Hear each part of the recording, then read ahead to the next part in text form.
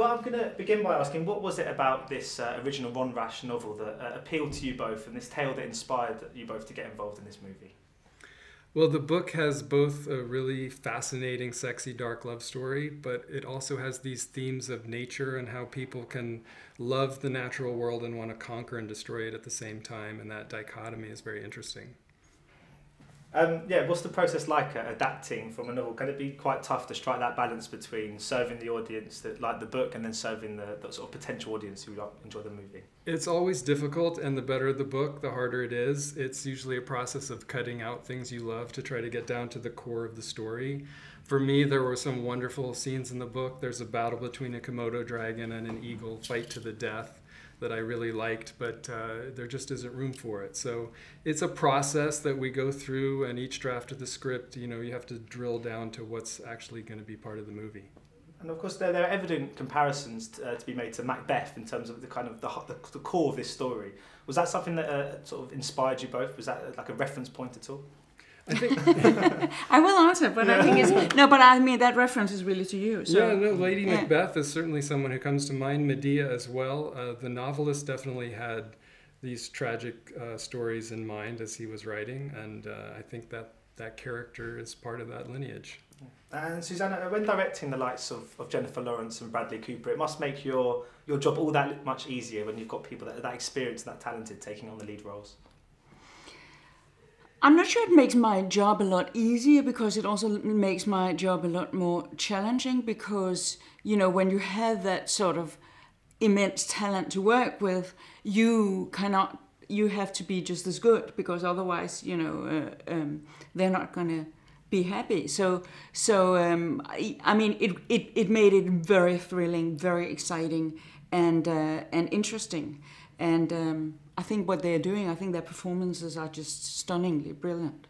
I was wondering as well, because there was a real kind of British presence on set. I mean, obviously you've got the likes of Toby Jones and Rhys Ifans and Sean Harris, to name just a few. I was wondering how you sort of came to be aware of all these kind of talents, and did you know much about them prior to getting involved in this project? I did know the one. I mean, the ones you mentioned, I did know, and I was a great admirer of their work, and I was also kind of intrigued by. For example, Rhys Ifans, who is known for doing other things, and who I always thought was such a great actor too. And he's a very, very, in a way, he has a gentleness to him. And I thought there was something fascinating in putting that gentleness into the kind of archetype murderer who his character is in the film. And I was just very intrigued by that. And it must be excellent to when you're shooting a movie in a kind of Depression era sort of in America, it must be amazing to have all of the sets and the costumes and stuff. It must really place yourself in that moment as well, and to see sort of everyone walking around with sort of, dressed up with horses and stuff like that must be quite a sort of, I don't know, invigorating experience, I suppose. You know what it is? It's like, that is kind of what is so fascinating about being a film director. And it is kind of like, it's almost like being, like the doll's houses you could play with when you were a kid. So it's almost like being inside of those.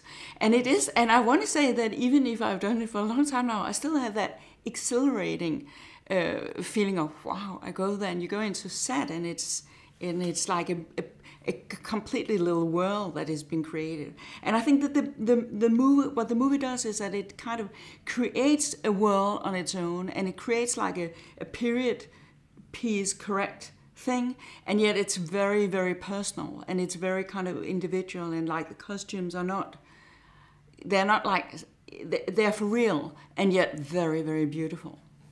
Christopher, did you make it down on set much? And was it quite rewarding to see that many people kind of come together to bring your script to life? Well, sort of as she was saying, I visited the set for a week once the shoot was fully underway, and I just wandered around. It had lived in my head for so long what this place was going to look like, and then they built it, and the horses were there, and the buildings were there, and you could go in, and there even, the desk pad and the pens and everything, and it's all come to three-dimensional life. It was very exciting.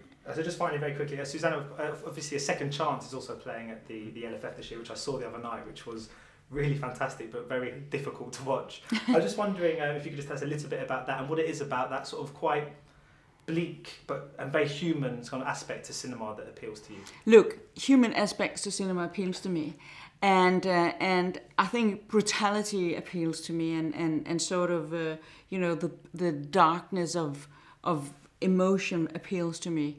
I don't know whether, I mean, I think my next movie is going to be something light.